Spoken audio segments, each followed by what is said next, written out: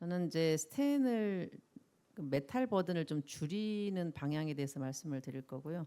이제 아시는 것처럼 애뉴얼리 한 4% 정도의 10년 데이터가 있고요. 우리가 지금 세컨 제너레이션 이제 좋다고 스텐 스로보시스 리스크를 많이 줄인 스텐을 쓰더라도 한 이 정도 리스크가 있는데 사실 네이티브 리전 한 10%, 그러니까 애뉴얼리 1% 정도의 리스크를 가지고 있는 거고 이주명 선생님 말씀하신 대로 스텐을 메탈을 넣으면은 그냥 곧바로 이 블리딩 리스크가 증가하게 되는데 어쩔 수 없는 현상입니다. 한번 블리딩 이벤트가 있었던 사람은 이 사망, 이 그냥 무슨 리피드 리바스케이션이 아니라 사망 리스크가 5배 증가하는 것으로 잘 알려져 있고요. 작년에 보여드렸던 건데 우리가 이런 리전을 본다면은 여기다가 스텐을 넣을 사람은 없을 거예요. 그렇지만 이 환자는 베이스라인이 이런 CTO 리전이었었고요. 저희들이 리전 프랩을 해서 이런 결과를 얻었고 DCB 치료하고 나서 6개월 뒤에 보시면은 혈관이 커지고 60%에서 발생되는 현상인데 혈관이 커지고 이렇게 사이드 브랜치가 다 살아나는 것을 확인할 수가 있습니다. 메탈 없이 할 수가 있고요. 이주명 쌤 논리라면은 1년 뒤에는 그 안티플라텔리트 또 끊을 수 있는 그런 환자가 되겠습니다. 이거는 이제 RCT 스몰 베슬에 대한 건데 스몰 베슬에 대한 거는 어느 정도 이제 뭐 컨센수스가 다 이루어졌다고 생각이 들고요. MI나 TVR 심지어 세컨 제너레이션 하면 오히려 메탈과 컴패러블한 아웃컴을 가질 수가 있습니다. 그러면 메커니즘이 무엇이냐? 메커니즘 무엇이냐면은 DCB의 베이스라인 메커니즘은 이거죠. 벌룬 엔지오플라스티입니다. 그래서 보시면은 이러한 곳에 이제 그 플락과 정상 조직이 만나는 부위가 이제 위크 포인트인데 거기서 이제 다이섹션이 일어나고 미디아 스트레칭이 일어나야 됩니다. 그래서 미니멀한 인티마 다이섹션은 이러한 스트레칭이 안 일어나거든요. 그래서 거의 미디아에 근접한 또는 미디아까지 다이섹션이 일어나면은 이렇게 미디아 스트레칭이 같이 일어나게 됩니다. 그래야지 루멘이 일어나는 거거든요. 그래서 다이섹션이 없이 루멘 게인을 얻겠다. 그거는 어떻게 생각하면 그 사기꾼 생각이라고 저는 생각을 합니다. 그러니까 다이섹션 반드시 일어나야 되는데 그럼 우리가 그거 플로우 리미팅 시키지 않는 다이섹션을 원하기 때문에 이게 컨트롤 다이섹션을 만들어야 되는 거거든요. 이렇게만 만들면 루멘 게인, 우리가 얻은 루멘 게인은 그대로 메인테인이 됩니다. 저희들이 한 3년까지 확인을 해봐도 이게 잘 유지되는 걸로 알고 있고요. 최근에 13년 전에 AP 할머니셨는데 여기 지금 니어 토탈 오클루전 미드 LAD에 DCB 치료했던 분이었거든요. 13년 만에 했는데 이렇게 계속 유지가 잘 되고 있습니다. 그래서 이분은 정말 안티플라텔리트 블리딩 이벤트도 중간중간 있었던 분인데 중간중간 안티플라텔리트 완전히 끊으면서도 이렇게 잘 지내고 계십니다. 여러 번 얘기가 됐지만은 프로비저널 어프로치를 하면은 된다. 그래서 우리가 베이스라인 엔지오그라피를 잊어버리고 리전 프랩을 우리가 할 수 있는 데까지 한 다음에 그 결과에 따라서 우리가 파이널 디바이스를 선택하자. 이게 컨셉이고요. 이거 인터내셔널 그다음에 아시아 퍼시픽에서 컨센서스를 다 내고 있습니다.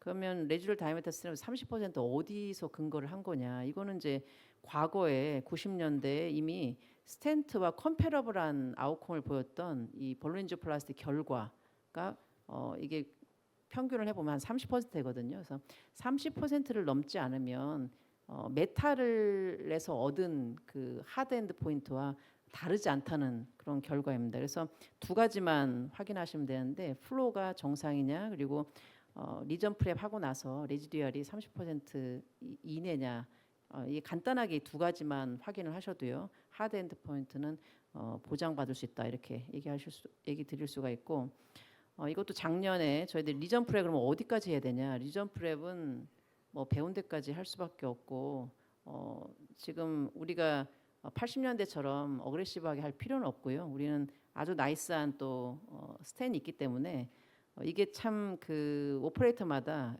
굉장히 차이가 많이 납니다. 그래서 CTO 리전이었고 보니까 D스타일까지도 계속 플렉이 많으면서 센서가 있어서 저희들 리전 프랩을 전체를 다 했습니다. 미드에서 D스타일까지. 3.0으로까지 했는데 보시면은 이 CTO 인내 포션이 잘 안 돼요. 여기가 혈관이 굉장히 크고 또 이 플렉 버든이 원체 많아가지고 이게 웬만해 가지고는 안 돼서 자 이런 상태에서는 뭐 여러 가지 초이스가 있습니다. 크게 두 가지가 있겠죠. 하나는 나는 인내 포션에 스텐 넣겠다. 뭐 3.5 정도 크게 해가지고 스텐 하나 넣고 디스탈은 한 두 개 정도 DCB로 치료하겠다. 이런 옵션이 있고요. 나는 뭐 더 해볼 수 있겠다. 리전 프랩을 이렇게 생각할 수 있습니다. 근데 어제 라이브에서도 말씀드렸지만 우리가 가지고 있는 리전 프랩 디바이스라고 하는 게 굉장히 그 원시적인 걸 가지고 있죠. 저는 더 많이 개발이 될 거라고 생각하는데 하여튼 두 가지 선택을 할 거라고 생각을 해요. 두 가지 중에 하나를. 그래서 저는 이제 한 번 더 해보자. 업사이징해서 3.5 스코링 벌룬을 해서 그때 엔지오스코프트를 사용을 했었는데 굉장히 커 보이죠, 사실은. 근데 아이부스를 보면 이게 3.5가 딱 맞는 사이즈였습니다. 예, 그래서 이렇게 하고 나서 리전 프랩이 너무나 잘 됐어요. 그래서 저희들은 뭐 당연히 우리가 스테노시스를 줄여서 플로우 게인을 얻는 게 PCI 목적이기 때문에 목적 달성을 했기 때문에 이런 결과로 해서 DCB 3개로 치료를 다 했습니다.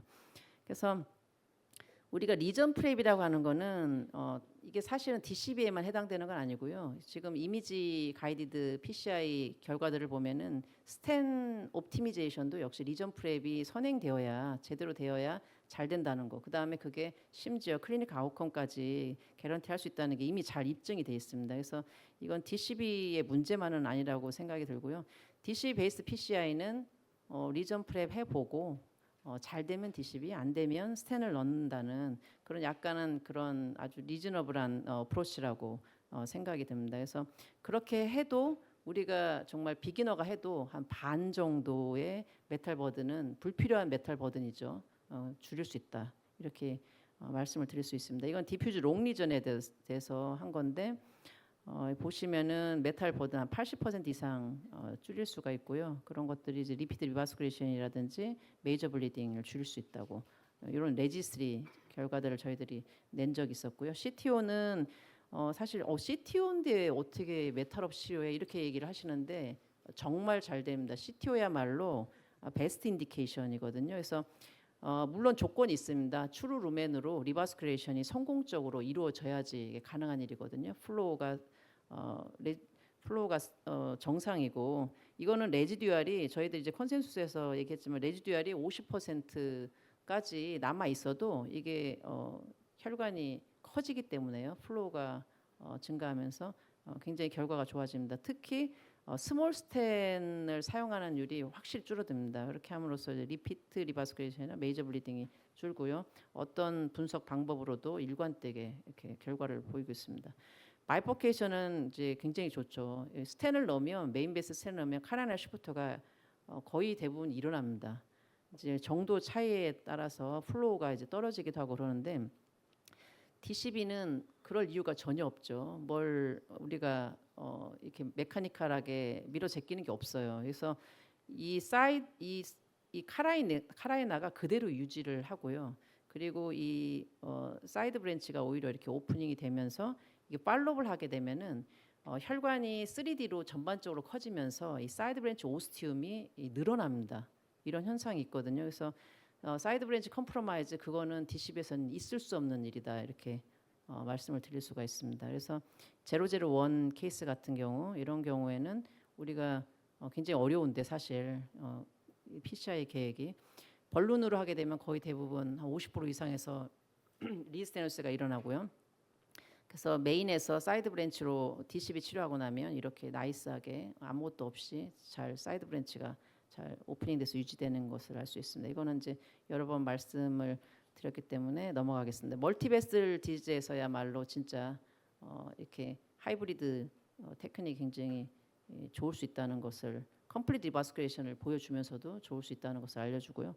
이거는 이제 그냥 케이스 하나 보여드리는데 3베슬 환자였는데 레프트 메인부터 시작해서 뭐 디퓨전, LAD, 서크가 이렇게 아주 형편없었는데 일단은 메인은 스텐으로 치료를 했었고요. 서크는 전부 DCB로 치료했는데 26개월 이제 GERD 심프톰으로 에이티피컬해서 한번 찍어보게 됐는데 나름 환자는 뭐 트레드밀 네거티브로 전환돼서 잘 지내고 있는 환자입니다. 이게 스텐 사용하시는 분들은 시원찮게 느끼실 수가 있고 LAD는 뭐 쭉 더 스텐을 넣어야 된다고 생각하지만은 환자는 잘 지내면서 트레드밀 네거티브이고요. 스파이더비에서도 보면 이런 결과를 얻었습니다. 멀티베슬 디즈 이 환자 같은 경우는 DCB가 6개인가 들어갔는데 이게 스텐 하나로 해가지고 했었고요. 만약에 스텐을 넣었다면 스텐이 아주 굉장히 많이 들어갔겠죠. 그래서 리버스 트라이얼은 이제 라지 베슬에 있어서 지금 라지 베슬에 대해서는 이제 에비던스가 정말 전무하다고 할 수 있는데 이거에 대해서 저희들이 한 2년 반 전부터 시작해가지고 최근에 인클루전을 다 마쳤습니다. 그래서 1년 뒤 내년 4월이면은 프라이머리 엔드 포인트 1년이기 때문에 결과가 나올 거고요. 어디선가 발표를 할 거라고 생각이 듭니다. 테이크홈 메시지는 뭐 하여튼 서로 싸우지 말자. 적절히 적당한 곳에 리전 프랩 잘 해보고 일단 안 되면 적절히 사용하자는 거고요. DC 베이스드 PCI라고 하는 불필요한 메탈을 줄이자라는 컨셉입니다. 그래서 이것도 아직 증명은 안 됐죠. 뭐 메탈을 줄이면 롱텀하고 좋을 거다. 이거는 이제 우리가 기다려봐야 되는 것이고 그래도 아까 이주명 선생님 말씀하셨듯이 우리가 사실 블리딩 리스크 우리가 만드는 블리딩 리스크를 줄이는 것도 굉장히 큰 몫을 할 거라고 생각하기 때문에 메탈을 줄이는 프로시저에 우리가 앞으로도 계속 신경을 많이 써야 된다고 생각합니다. 감사합니다.